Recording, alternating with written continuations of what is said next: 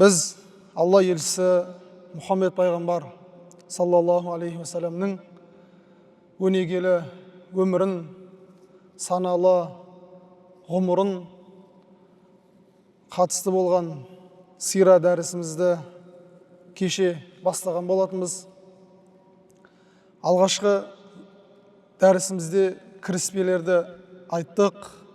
Алла елшісінің өмір тарихын оқудың маңыздылығы, мақсаттар қандай болу керек екендігін осы кітаптың желісімен түсіндірген болатынбыз. Бүгінгі дәрісіміз де сол кіріспе тақырыбында айналасында болады. Біз бірденен пайғамбарымыздың өмірін оқып танысып кетуден бұрын сол өлкенің тарихына қысқаша шолу жасау керек екенбіз. Имам Мұхаммад Саид Рамадан Аль-Бути өзінің Фиқу Сира кітабында мынандай бір керемет тақырыпты қойған. Алла тағаланың ислам дінін жер бетіне жариялау үшін араб жазирасын таңдауының сыры деген тақырып. Бұл барлығымызға қызық. Бүгінгі таңда көп тақырып осы мәселенің төңірегінде талас тартыстар болып жатыр. Не үшін пайғамбар араб өлкесінен шықты? Неге басқа жерден шықпайды? Қазақ халқы біз айтамыз, неге қазақтан шықпайды дейміз. Тағысын тағы әр ел, әр ұлт өзінің жерінен неге пайғамбар шықпайды деген іштей сұрақ туындауы мүмкін. Міне осы сұрақтардың жауабын ғалымдарымыз болжау бұл. Нақты емес. Өйткені Алланың таңдауын ешкім нақты білмейді. Не үшін ол жерден таңдағандығын байланысты. Оны ашық айтуымыз керек. Алла тағала не үшін араб жазирасын Құранды түсіру үшін, не үшін сол жердің адамдарынан Мұхаммед пайғамбарды таңдады? Оның сырын әуелі бір ғана Алла біледі. Оған ешкім араласа алмайды. Бірақ сол жердің таңдауының бір кейбір хикметтері, даналықтарын ғалымдар болжау ретінде біздерге барынша түсіндіруге тырысқан. Әуелі ислам келмей тұрып, пайғамбар Мұхаммед саллаллаху алейхи уассалам шықпай тұрып, сол өлкенің географиялық орналасқан жерін, және сол кездегі араб өлкесінің жанында орналасқан мемлекеттермен біз таныс болуымыз керек. Сол кездерде күллі әлемнің байлығын өзара бөлісіп отырған үлкен екі мемлекет болған. Біреуі Парсы мемлекеті, екіншісі римдіктер, Византия. Екі үлкен держава өмір сүрген. Екеуі де сол араб жазирасының көршілес жатқан елдерін толығымен меңгерген, басқарған. Және одан сәл төмендеу мемлекеттердің қатарында Греция сол заманда өте дамып тұрған. Тура сол секілді Индия елдері мәдениет, өркениет, жылжу, көптеген пәлсапалық, неше түрлі діни ағымдардың орталығы, жан жақтағы бассыздықтар барлығы сол жерлерде қазанның ішінде біте қайнасып жатты. Бүкіл әлем сол жерде шоғырланды. Бүкіл қызық қырғынның бәрі сол жерлер шоғырланған екендігін айтады. Әуелі кітапта имам ислам келгенге дейінгі осы мемлекеттердің әрқайсысына жеке-жеке тоқталған. Әуелі тақырыптың басын Парсы елінен бастасақ дейді. Парсы мемлекеті бір-біріне қарама қайшы әр түрлі діни, пәлсапа күмәндарының араласқан бір орталық болған. Кез келген дін сол жерде біте қайнап жатқан. Қандай дінді көрдіңіз? Отқа табыну, сұтқа табыну, аспанға, күнге, жарыққа, қараңғылыққа, тау, тасқа, ағып жатқан суға, кез келген нәрсеге табыну сол орталарда өте кең белең алып жатқан болатын. Адамдар кез келген нәрсеге қолдан жасап, Құдай ретіне сыйынып жататын. Және сол кезде Парсы мемлекетінің басында отқан басшылар, үкім шығарушылар, қолында билігі барлардың барлығы Зарадуштра деп аталатын бір дінді немесе бір ағымды ұстанған екен. Зарадуштра деп аталатын бір есімі бар сондай бір ағымға олар толық өздерін арнаған еді. Бұл ағымның негізгі ұстанымы, философиясы, кез келген ер адам, Құдай сақтасын, өзінің анасымен, қызымен, қарындасымен үйленуді дәреже деп есептеген екен да. Қараңыз. Сол кезде өз анасымен, өз қызымен, өз әпкелерімен, қарындастарымен тұрмысқа шығып үйленуді үлкен бір абырой дәреже деп есептеген. Бұған дәлел 5-ші ғасырдың ортасында өмір сүрген Парсы елінің патшасы 2-ші Яздуджар деген үлкен бір сұлтан болған екен. Ол өзінің қызына үйленген. Құдай сақтасын. Өзінің қызымен некелескен. Тағы сол секілді, тағы бір патша өзінің анасымен, тағы бір патша билікте отырған. Ол өзінің қарындасымен және біреу әпкесімен үйленіп, өздерінің дәрежелерін осылай көрсеткен да. Құдай сақтасын. Бұл сол кездегі жеркенішті азғындықтың бір түрі ғана. Ал енді кітапта айтып жатыр, бұндай әдепсіз жеркенішті іс-әрекеттердің барлығын мына кітапқа жазу мүмкін емес дейді. Адам оқып отырып жеркеніп кетеді дейді. Соның біреуі осы деп жатыр, қараңыз. Бұның өзі өте бір адамның ақылына, адамилық қасиетке келмейтін бір жаман құбылыс. Бір хайуандарға берілген нәрсе да, Құдай сақтасын. Бірақ сол Парсы елінде сол кезде үлкен мемлекет болып тұрған. Әлемнің тең жартысын өзіне қаратып отырған мемлекеттің іс-әрекеті осы болған. Исламға дейін. Және осыған дәлел имам Шахристани өзінің Милал ва Нихал кітабында мына сөзді ары қарай толықтастырып былай деген екен. Парсыларда Маздакия деген бір пәлсафалық, философиялық бір ағым болған екен. Олардың дүние танымында адам баласы барлық жер бетіндегі су, жайылым, жер барлығы ортақ, мал мүлік ортақ болған секілді әйел де ортақ болу керек деген ұстаным ұстанған. Айдаладағы жер ортақ, сауда саттық, мал дүние, мүлік барлығы ортақ. Дәл сол секілді әйел де ортақ болу керек деген ұстанымды айтқан. Яғни бұларға бүкіл жер бетіндегі әйел затының барлығы рұқсат берілген да сонда некелесуге. Өзімен жаңағыдай көңіл көтеруге. Бұл іс-әрекет нағыз нәпсі құмарлықтың шегіне шыққан. Нәпсі құмарлықтың жын, шайтандардың нағыз сол кезде билік жасап, адамдарды толығымен өзіне ілестіріп, азғындықтың шегіне шыққан кезі еді. Бұл міне Парсы елінде болып жатқан оқиғалар еді сол кездерде, исламға дейін.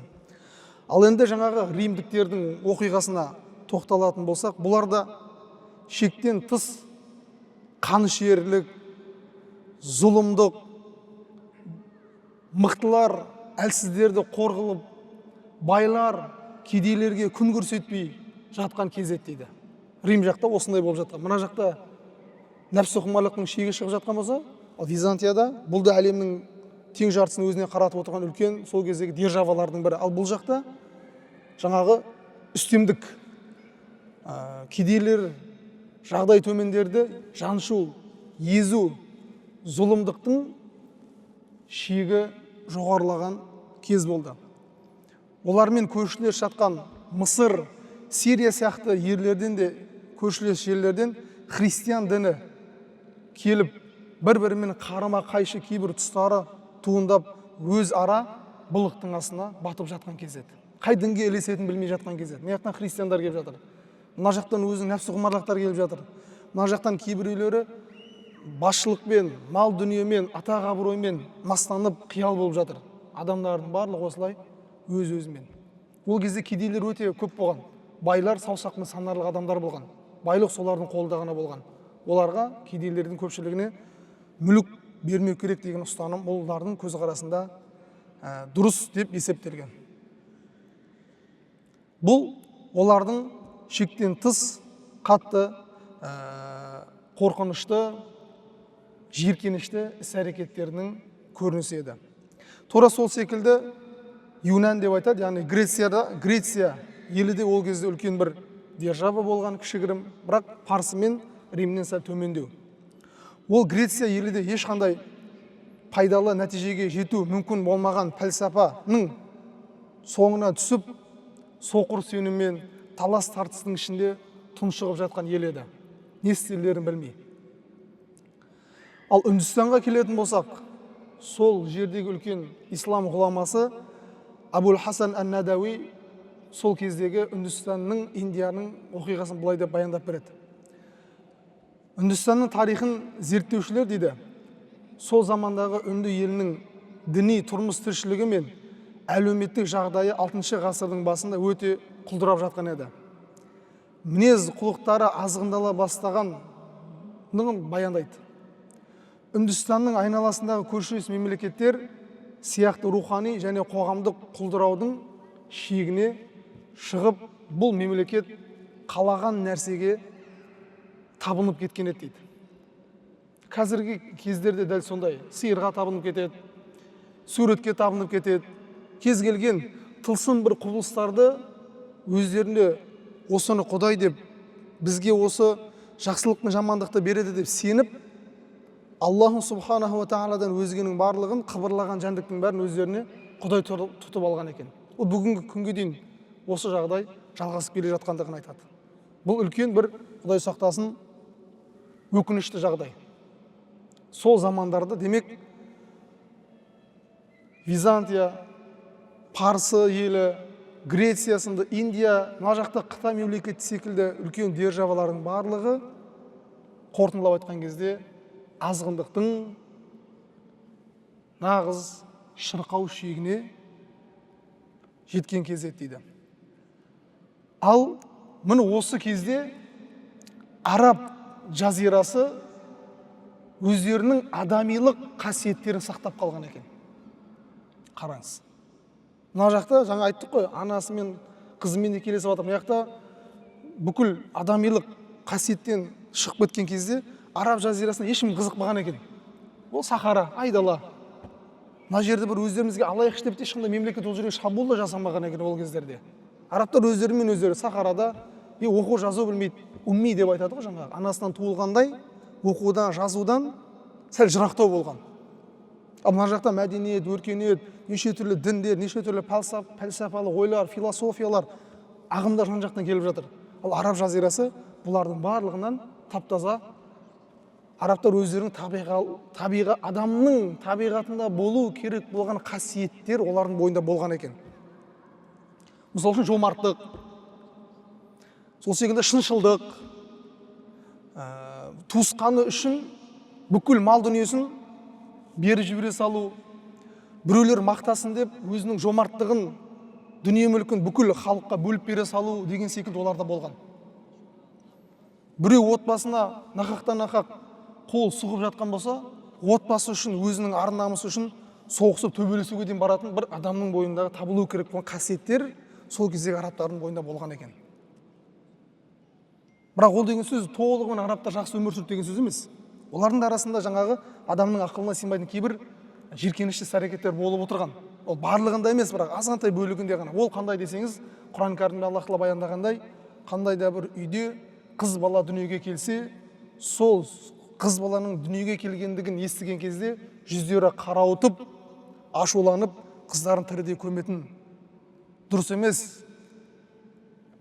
Дәстүр олардың кейбір отбасыларында жүзеге асып отырған. Барлығында емес бірақ.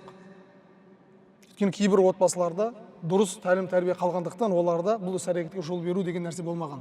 Бірақ жаңағыдай адасушылық қой бұл да. Бірақ кейбір адамилық қарым қатынасты жасайтын іс-әрекеттер олардың бойында табылып отырған екен. Көпшілік жағдайда тазалық секілді, ар-намыс секілді сондай қасиеттер олардың бойында болып отырған. Аллах тағала қасиетті Құран кәрімде Бақара сүресінің 198 аятында былай дейді: "Ва ин кунтум мин қаблихи ламинад-даллин." Сендер ислам келгенге дейін адасуда едіңдер деп айтады. Және ол адасуда едіңдер дегені ол сол кездегі араб өлкесінің басқа жаңағы кімдер секілді, парсылар, римдіктер секілді адамилықтан шығып кеткен адасушылық емес екен. Ол жаңағыдай қызды тірідей көму, немесе пұттарға табыну деген секілді адасушылық олардың бойында табылып отырған. Бірақ жаңағылар секілді шектен шығып кетпеген екен. Міне осындай кезде Алла тағала ислам дінін әлемге таралуын алғашқы себеп болып осы араб жазирасын таңдауының сыры міне осы жерде екен. Осы хикметтерді түсіндіріп көретін болсақ, бұзылған дін мен жалған мәдениеттер бүкіл көршілес мемлекеттерде шеттен шығып адамдарды азғындап жатқан кезде мына араб түбегі жаңағы бүкіл жаманшылықтың барлығынан ада болған екен. Аллах тағала ол жерді солай сақтаған. Адамдары да оқудан, жазудан, сызудан бос болған. Анадан қалай туылды, ол солай жүре берген. Умми деп айтатындығын себебі сол. Анадан қалай туылды, білмей. Олар солай жүре берген. Бірақ адамға тән болған кейбір қасиеттер олардың бойында табылып отырған. Жаңа жоғарыда айтып өткеніміздей. Сондықтан Алла тағала пайғамбарымызды саллаллаху алейхи уассаламды сол ортадан пайғамбар етіп шығарды да таңдады. Біріншіден географиялық жағынан ол жер өте жақсы болды. Көршілес мемлекеттерге дін исламды, ақиқатты, Құдайды түсіндіру үшін сол жер тып-тыныш болды. Ал мына жақта егер жаңағыдай неше түрлі діни ағымдар, оқу мен сызу, мәдениет, неше түрлі азғындалған мәдениеттер дамып жатқан жерден егер пайғамбарды шығаратын болса, онда сіз бен біз бүгін таңдағы адамдар, немесе сол кездегі адамдар ең бірінші болып пайғамбарға мынандай жала жабатын еді. Қандай? Ол сондай жерде өмір сүріп, оқып, мықты ізденімпаз болып, ол бір діннің жетегінде кетіп, осы дінді алып келді деп адамдар не айтатын еді? Жала жабатын еді. Алла тағала ешқандай білмейтін жерден пайғамбарды шығарды. Бұны бір жерден оқып, бір дінді алып келді деп айтайын десең, ол жерде онда бұрын дін болмаған. Бұл Мұхаммед өте білімді, өте мықты, ізденімпаз, өте бір алғыр кісі, сабақты, білімді қатты оқыған, өте мәдениетті кісі деп айтайын десең, ол жерде ондай бір университет, бір діни пәлсапалар, бір білім, ғылым қатты дамыта тұрған жоқ еді. Пайғамбарымыздан бір қателік іздеп тауып бір жала жабайын десең, ол пайғамбардың бойында табылмай жатыр. Қарың сырды қандай? Бұл сыр сондай, Алла тағаланың жасырып қойған нәрсесі. Бұған қатысты жаратқан Алла тағала қасиетті Құран кәрімде аятта былай деген екен. Жұма сүресінде былай дейді. Ол Алла тағала уммелердің арасынан, уммелер деген нағандай хат танымайтын, жазу сызуды білмейтіндердің арасынан Алланың аяттарын оқып, жаманшылықтан тазалайтын, кітап пен хикметті үйрететін бір пайғамбар жіберді. Қараңыз, оларды тазалайтын, тазалау деген сөзді қолданып жатыр. Не нәрседен тазалайтын? Неше түрлі Алла тағаланың адам табиғатына салып қойған жиіркенішті болған іс-әрекеттерден тазалау үшін. Және бұзық Алладан өзге табынушы болған кез келген нәрселердің жолын тоқтату үшін оларды тазалау деген сөзді Алла қолданып жатыр. Және Алланың кітабы мен хикметін үйрететін. Кітап ол не? Құран біздің. Құранды үйрететін. Және пайғамбардың бойындағы және бір қасиет хикмет. Бұл хикмет кез келген адамға беріле бермейді деген. Бізде айтуы мүмкін, мына жас үлкен кісі хикмет жоқ. Алла хикметтілікті кез келген адамға бермейді. Хикмет иесі ол білімге, тазалыққа, көңіл қалауының ерік бермейтін сондай адамдарды Алла хикмет иесі деп сипаттаған. Құран кәрімде Лұқман хакім деп айтады. Хакім. Бізде де мысалы үшін Абайды хакім деп айтып жатады. Өйткені ол сондай отбасыда дүниеге келді, әкесі, анасы қандай екенін білесіз, кішкентайынан білімде жоқшылық көрмей, кішкентайынан бастап жаңағы неше түрлі дау-дамаларға қатысып, кішкентайынан ер жетіп кеткен, кішкентайынан үлкен даулы мәселелерге қатысып кеткен бір кісі болғандықтан ол үлкейген шағында ол бір даналыққа қол жеткізді, хикмет иесі болды. Алла Құран кәрімде пайғамбарымыздың осылайша біз сендердің араларынан оқу жазу білмейтін және оқу жазуды білмейтін қауымға өздері секілді хикмет иесін, Аллахтың кітабын түсіндіретін адамды пайғамбар етіп жібердік деген. Өйткені олар бұдан алдын адасуда еді. Тек ол араб өлкесі ғана адасып жатқан жоқ еді ол кезде. Бір жоғарыда айттық. Сол кездегі бүкіл әлем сондай бір құлдырау кезеңде еді. Рухани құлдырау кезеңде еді. Ал адамдардың барлығы өзіне үлгі тұтар мықты бір адамның шығуын күтіп жүрген еді. Өйткені ол кездегі бүкіл кітаптарда соңғы келетін адам пайғамбардың шығатындығын және оның есімі Ахмет болатындығы үлкен сенімді, өзгеріске ұшырамаған илахи кітаптарда ол сүйінші хабар келіп қойған еді. Оны білімді адамдар білетін еді. Бірақ күтті, қашан шығатындығын білген жоқ. Ол міне жаратқан Алла Тағаланың қалауыменен сол араб жазирасынан сол жерден Алла таңдады. Енді осы тақырыптың соңғы бөлігінде зерттеушілер үшін құпия болмайтын, яғни жасырын қалмайтын мына хикметтерді төменге былай деп жинақтап айтқан екен имам Рамадан Бути. Бірінші, Алла Тағаланың араб өлкесін діннің ең алғашқы бесігі, ең алғашқы қайнар көзі және дінді сол жерден бүкіл әлемге жаюының таңдауының себебінің бірі дейді. Ол өлке, араб өлкесі қасиетті Қағбаны адамдардың жиналатын әрі қауіп қатерден аман болатын жер қылған еді. Ол жерде өткен не бар? Ең әуелі пайғамбарлардың атасы болған, яғни пайғамбарымыздың өзінің тікелей атасы болып келетін Ибрахим алейхиссалам пайғамбар Алланың әмірімен сол ортаға үй тұрғызған еді. Оның есімі Қағба еді. Байтулла деп айтамыз, немесе Әл-Харам деп айтамыз. Әл-Харам деген себебі харам, ол жерде зұлымдық, жамандық, қан төгу, күнәлі әрекет жасаудың барлығы тыйым салынғандықтан харам болып есептеледі. Алла Тағала сол жерді Ибрахим алейхиссаламның бұйрық берумен Қағбаны тұрғызған болатын. Және ол жер өте қауіп қатерден, жаманшылық атаулыдан сақталған жер еді.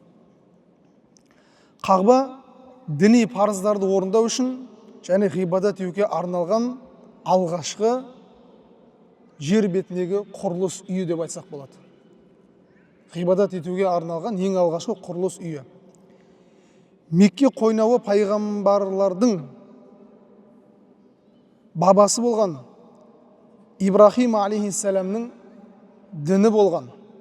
Бұл қасиетті жерге алғаш рет ислам дінін жайған Ибрахим алейхиссаламнан кейін ең соңғы Мұхаммед пайғамбардың осы жерде дүниеге келетіндігі және осы жерде исламның бүкіл жер шарына, бүкіл әлемге таралуына себепші болатындығына дәлел ретінде қойған екен. Бұл Қағбаның араб жазирасында таңдалуының сыры ең соңғы пайғамбардың осы жерден шығуымен тығыз байланысты екен. Біріншіден, біз соны білуіміз керек. Өйткені пайғамбарымыз Мұхаммед саллаллаху алейхи вассалам сол Ибрахим алейхиссаламның тікелей Исмаил деген баласынан ұрпағы болып табылады. Яғни ата мен баланың арасындағы байланыс және екеуі де жай адам емес, екеуі де пайғамбар. Ал пайғамбарларды халық болып президент сайлағандай адамдар бүйтіп дауыс беріп сайламайды. Немесе бір елді мекендерді жиналып, мына кісінің жақсы қасиеті бар ғой, осыны қылайық деп разылықпен де қоймайды. Ол сізбен біздің пайғамбарларды таңдауда неміз жоқ, құқығымыз жоқ. Мысалы үшін сіз қазақ болып туылуыңызды Құдайдан сұрап алдыңыз ба? Жоқ. Немесе еркек болуыңызды Құдайдан сұрап алдыңыз ба? Жоқ. Немесе қай өңірдесіз Қазақстанның? Түркістаннан шығайыншы деп сұрап алдыңыз ба? Жоқ, сұрап алған жоқсыз. Ода сізде не жоқ? Таңдау жоқ. Солай ғой. Тура сол секілді пайғамбарларды да біз таңдайтын кезде таңдау жоқ ода. Сіздің еркек болып Түркістаннан шығылуыңыз, қазақ болуыңыз қай жылы туылғансыз? 2001 жылы туылуыңызда Алла шешті ма?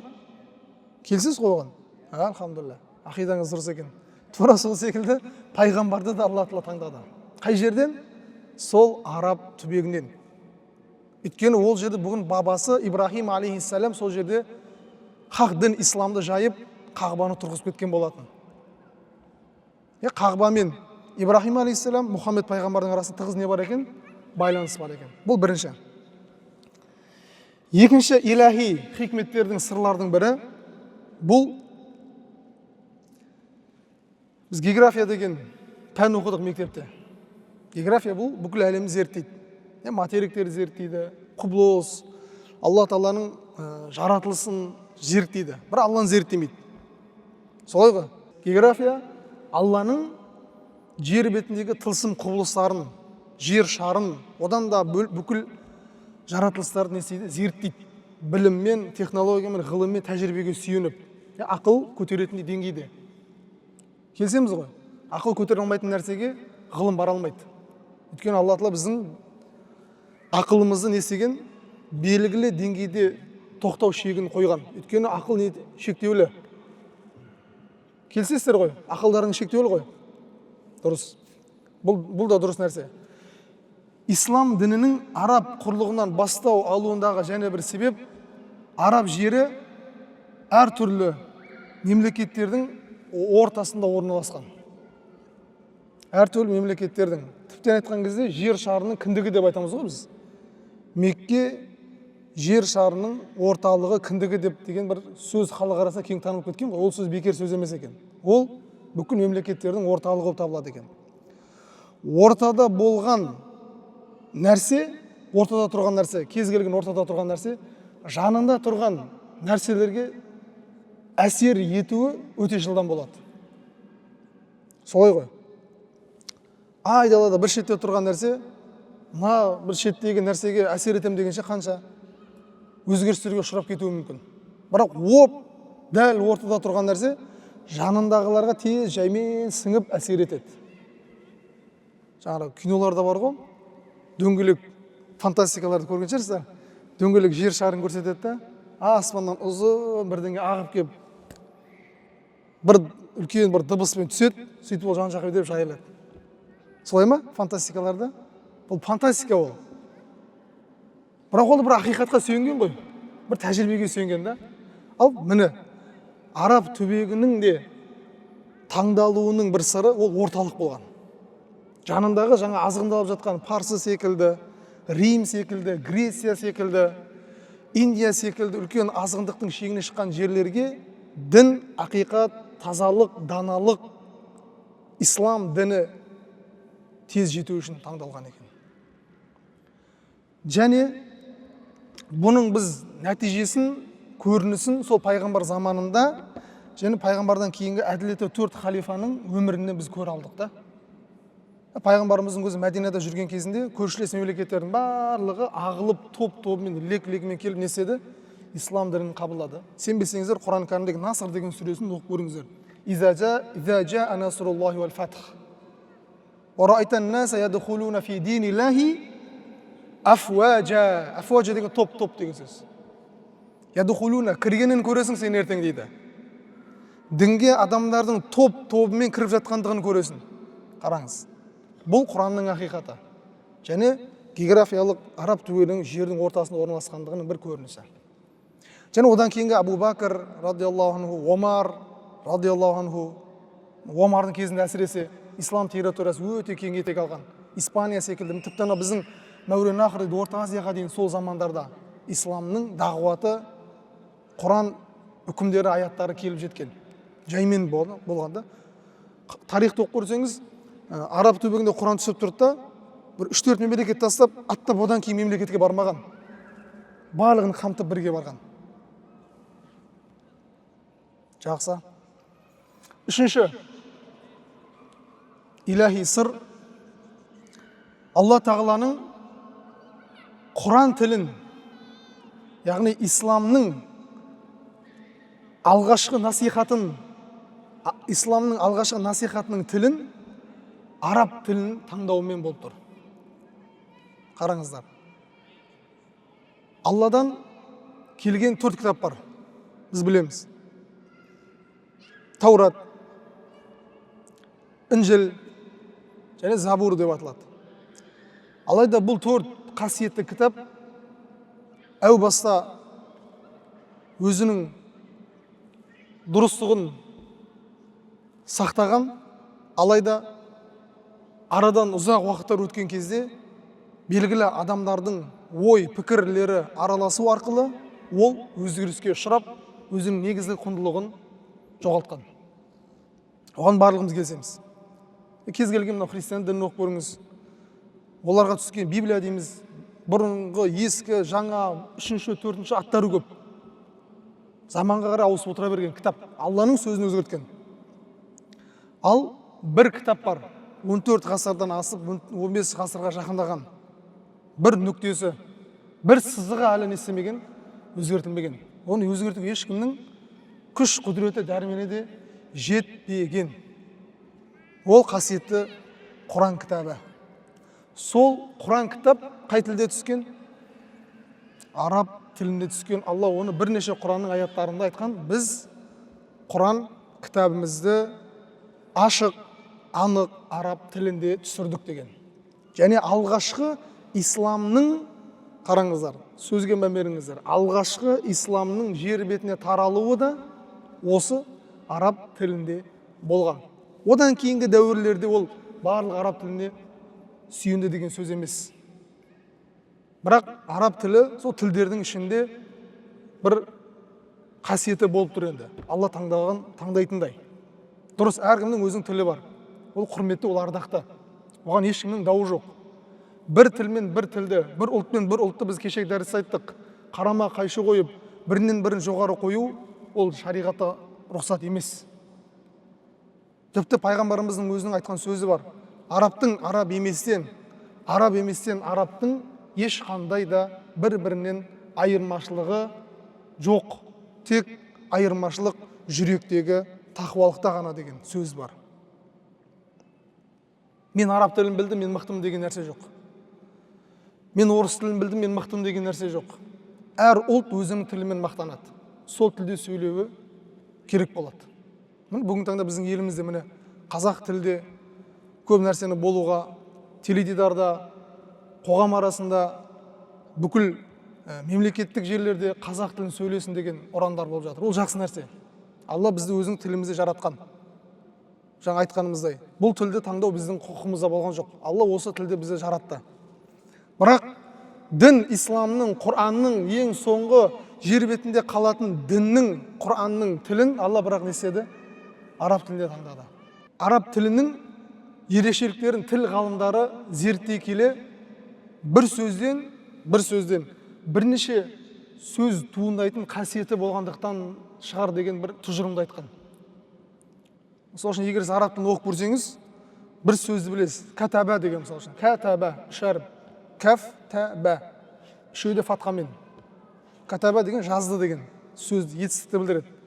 Сол жазу, сызуға қатысты сөздің бар, осы кәтәбә деген сөздің айналасынан құралып кете береді.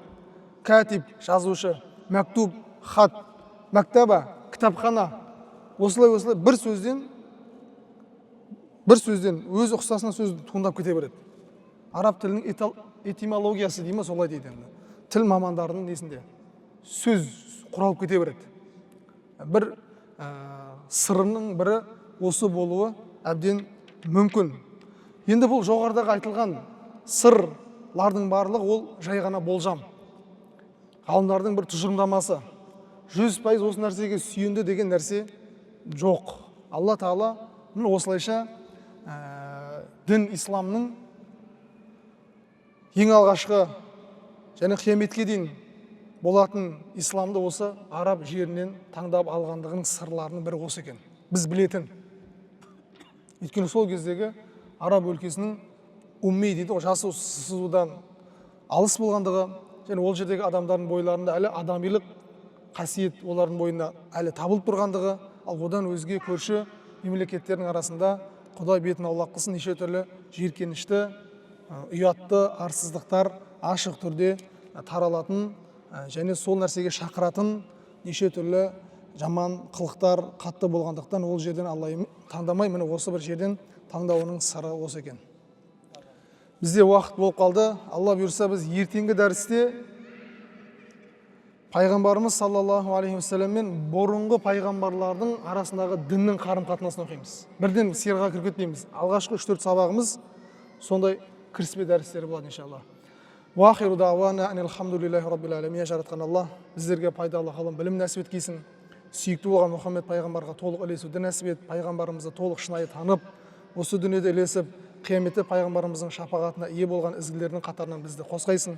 Пайғамбар өмірі тарихын түсіндіру барысында пенделік біздің жіберген қателіктерімізді жаратқан Алла өзің кешіргейсің. Уа саллаллаху аля хайри халқи Мұхаммед уа аля алихи уа асхабихи ажмаин. Амин. Аллаху акбар.